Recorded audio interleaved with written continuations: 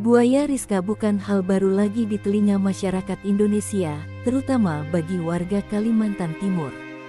Buaya Rizka dikenal sebagai hewan buas yang ramah dengan Pak Ambo.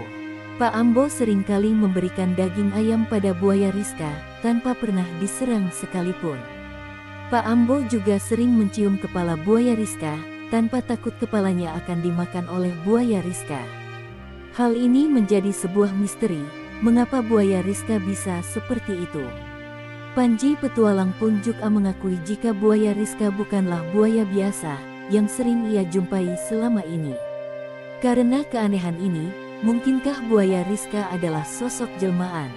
Berikut stok fakta unik akan sampaikan 3 hal mistis dari buaya Rizka. Tapi sebelumnya, terus dukung kami dengan subscribe, like dan share, agar channel ini dapat berkembang dan bisa memberikan informasi bermanfaat serta menghibur Anda.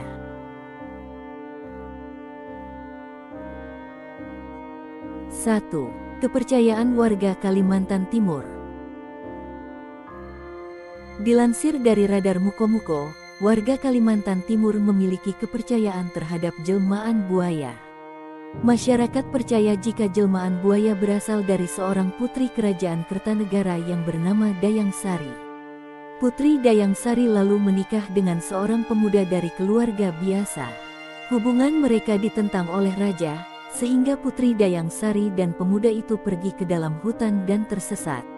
Mereka terkurung dalam hutan itu dalam waktu yang lama, hingga kondisi tubuh mereka tak kuat bangkit lagi. Mereka kemudian berdoa agar cinta mereka abadi, yang kemudian mereka berubah wujud menjadi sepasang buaya. Cerita inilah yang kemudian disangkut pautkan dengan buaya Rizka, yang merupakan jelmaan dari Putri Dayang Sari. Sifatnya yang tidak agresif saat bertemu dengan manusia, menjadi pemandangan yang cukup mengherankan bagi masyarakat sekitar. Keanehan perilaku berbeda dari buaya lain inilah yang membuat buaya Rizka menjadi unik, sekaligus memiliki sisi misteri. Walaupun sampai saat ini Pak Ambo belum mengkonfirmasi buaya Rizka adalah jelmaan Dayang Sari, akan tetapi tidak sedikit orang-orang menganggap buaya Rizka adalah buaya jelmaan. 2. Buaya Rizka datang dalam mimpi. Pak Ambo pernah bercerita alasan dibalik ia memberikan nama Rizka pada buaya kesayangannya.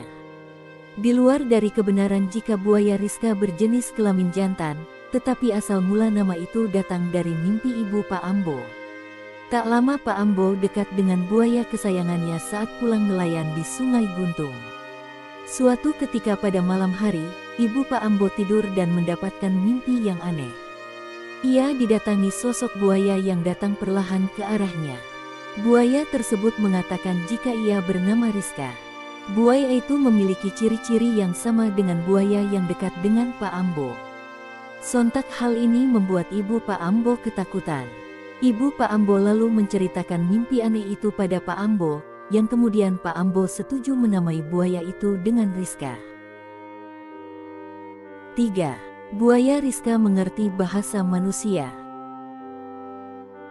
Pak Ambo pernah berpesan pada buaya Rizka, jika Pak Ambo melarang buaya Rizka untuk menyerang para nelayan dan warga sekitar. Dan benar saja, buaya Rizka tidak pernah sekalipun menyerang warga Guntung yang berada di dekat sungai. Seakan-akan ia mengerti dengan ucapan yang dikatakan Pak Ambo.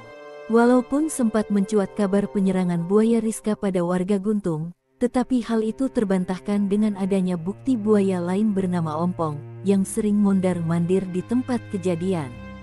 Selain itu, buaya Ompong memiliki bekas luka di mata dan punggungnya, sehingga Pak Ambo sangat yakin jika buaya Omponglah yang menyerang warga Guntung, dan bukannya buaya Rizka. Pak Ambo yang selama ini memberikan makanan dan mencium kepala buaya Rizka, tak pernah sekalipun mendapat serangan darinya. Saat Pak Ambo pergi untuk mencari buaya Rizka, ia sering memanggil namanya di sungai. Entah datang dari mana, buaya Rizka telah berada di sisi perahu milik Pak Ambo. Sungguh kenyataan yang tidak bisa diterima akal sehat. Pak Ambo sangat menyayangi buaya Rizka, bagaikan anaknya sendiri. 4. Buaya Rizka menjaga Sungai Guntung. Buaya Rizka bukan hanya merupakan hewan buas yang ramah dengan manusia, tetapi ia juga sangat membantu warga Guntung dari buaya biaya liar. Sungai Guntung dikenal memiliki populasi buaya yang banyak, dikarenakan memang daerah Kalimantan masih terjaga kelestariannya. Seringkali para nelayan bepergian pergi untuk menangkap ikan di sungai. Tak jarang, ketika nelayan menyeberangi sungai, muncul buaya-buaya yang mendekati perahu. Sontak hal ini membuat para nelayan merasa ketakutan karena terancam diserang buaya kelaparan. Namun, adanya buaya Rizka di sana, banyak dari buaya-buaya liar itu tak lagi mengganggu para nelayan. Buaya Rizka seringkali mengitari Sungai Guntung dan masuk ke pemukiman warga untuk bertemu Pak Ambo. Mungkin saja, selama perjalanan itu, para buaya liar merasa ketakutan dengan hawa yang dimiliki buaya Rizka yang tak seperti mereka pada umumnya. 5. Buaya Rizka pamitan ke Pak Ambo lewat mimpi. Saat kasus penerkaman warga Guntung oleh buaya, buaya Rizka menjadi sasaran banyak orang. Tidak sedikit yang menuduh buaya Rizka yang menyerang warga Guntung. Akibatnya, BKSDA Kaltim menyeret berupaya untuk menangkap buaya Rizka dan dipindahkan ke penangkaran buaya di Teritip, Balikpapan. Pak Ambo yang mengetahui desas-desus itu terus berusaha menolak dan menggagalkan BKSDA Kaltim. Namun apa daya, karena rasa kelelahan, Pak Ambo tertidur lelap di rumahnya. Saat pagi petang, BKSDA Kaltim menyeret buaya Rizka secara diam-diam dari sepengetahuan Pak Ambo.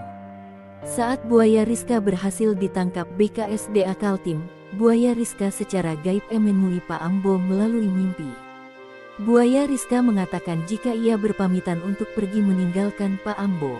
Saat Pak Ambo bangun dari tidurnya, Pak Ambo sangat sedih telah berpisah dengan buaya Rizka. Tidak hanya Pak Ambo saja, istri dan anaknya juga mengalami mimpi yang sama, sehingga mereka menangis terseduh-seduh.